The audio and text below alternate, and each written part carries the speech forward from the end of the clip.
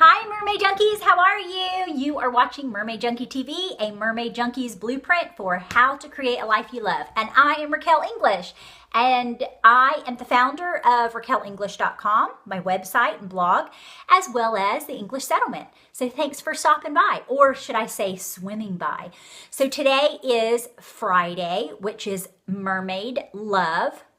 And that is where we talk about our social emotional. Yesterday, I think on the video, I got it confused, but that was a one take. So I'm so sorry, you guys, but that was actually Mermaid Life, not Mermaid Love. So today I'm going to talk about the social emotional. And one of the things that I wanted to talk about was this is something that I struggled with so much in my past.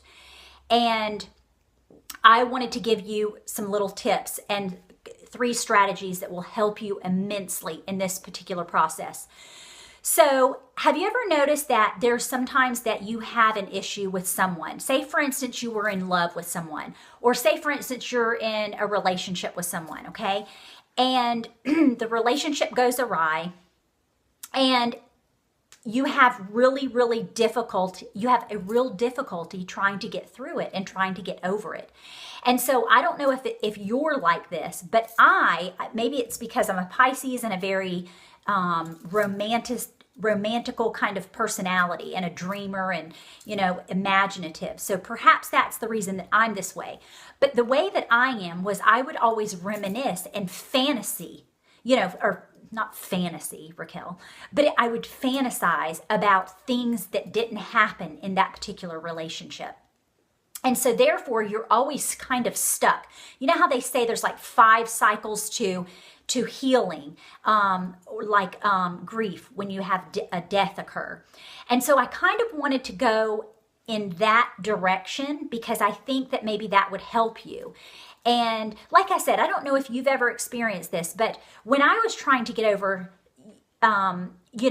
a relationship or a couple of relationships that didn't work out, I was trying to figure out how to get through those things because I felt like I got to a point that I was like, I'm good. Because, you go through the anger and then you're like, I hate them anyway.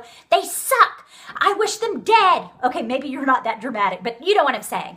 Like, I'm being facetious, but you struggle with all of these different processes through this breakup or this devastating loss. Basically is because that's what it is, So I wanted to tell you that the reason that we do this and the reason that we keep fantasizing about things in the relationship is because we ultimately didn't have the relationship end or turn out the way that we thought it would. So that's the reason that that I would keep going back and rehearsing in my mind and keeping, thinking that this is what it would be like, or this is what it would be like. And this is the fantasy that you create in your mind. And you never get past it. Like, you don't get past it. You're kind of like stunted in your growth as far as like progressing forward. And so then what happens if you don't do that and you don't finalize that feeling in your spirit and your heart and actually release that and have forgiveness and move on, you can never actually really fully commit to a new relationship, because what you're doing is you've got that in the back of your mind and you might not be telling your new partner anything about it, but actually you're thinking about that other relationship. And it's because you haven't fully healed in that relationship first before you go dragging over here trying to I think I'm going to be in this relationship. And then you just take all that same crap over here and then you take it over there in that relationship. And that's why you get screwed up again. So I'm going to tell you what the one strategy is that is going to help you to move past this, because as soon as I did it with each of these relationships, it totally freaking works. So you're going to love it. You ready? You might want to write this down. You are going to write down, yes, I'm going to tell you to use pen and paper. And you know me, I'm very old school. I'm a pen and paper girl. I will always and forever be a pen and paper girl, because there's something psychologically that it does to your brain and your mind and your spirit and your heart if you physically write things down. Do you like all my little hand movements? Anyway, so I want you to write down everything that you're angry about, that you feel sad or upset or hurt, that it didn't turn out the way that you wanted it to. And then what I want you to do is I want you to write an entire paragraph. Some people's excuse me. And this is going to be a one take too. But some people have a really super long letter.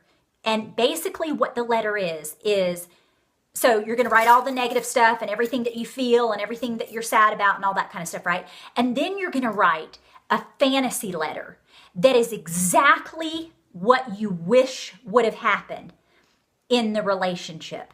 Because ultimately, you guys, that is exactly the reason that you keep going back to this memory and this relationship that didn't work, is because you're hooked on, I have to put some kind of mermaid something in there somewhere, so it had to be hooked, right? Anyway, so you're hooked on this whole thought process of it didn't work out. It didn't turn out to be something that was the way that you really intentionally wanted it to be. So you have to move through that. And the only way to do that is to write that entire fantasy. And don't worry about editing yourself. Don't be sad or don't think that that's too out there and I shouldn't put that. I mean, because eventually, I mean, you can burn this if you want to. I keep mine in my journal because it actually was a very good, vivid reminder that I could read this and say, this is how I wanted it to turn out. But this is how it turned out.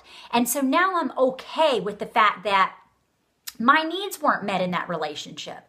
And so you have to learn that everything in that fantasy-driven letter that you wanted to happen, actually you can pretend when you've written it that it actually did happen. Because the thing that you're sad about is you're upset with yourself because it didn't work out. And so you're blaming yourself that it didn't work out and turn out the way that you wanted it to. So anyway, I'm sorry, I'm on like almost 7 minutes. Oh crap.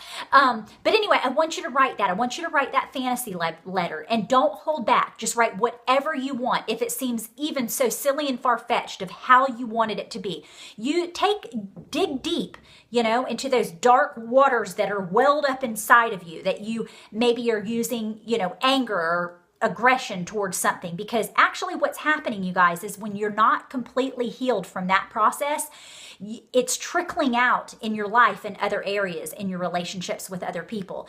And you might not think it does, but I promise you, I know enough about psychology to know that you can try to bury something over here, but it's going to start popping up over here and in this relationship and then in this relationship and with your children or your parents and blah, blah, blah. It's going to happen. So I want you to heal in this process so that you don't have all of these other things you're trying to cap off and there's sprouting water everywhere because you've got leaks all over the place, okay? So I hope that helped you. I want to know how that works out for you. If you actually do create and write your anger letter and then also write your fantasy letter and then tell me how you feel afterwards. Did it actually help you? I would love for you to come back, swim back over and tell me in the comment section if it actually helped you in this process. And if not, maybe I need to get to work in developing something else because that means that it didn't work for you and it worked for me. So I would really love the feedback. I'm totally hooked on stuff like that. So I hope this was beneficial for you, and I want you to know how much I love you, Mermaid Junkies, and you are my Mermaid Junkie Shoal family, and I want you to be happy and joyful, and I appreciate so much you coming to spend these couple of minutes with me. So I say all of this, and as always, I'm yours until my next swim. Ciao!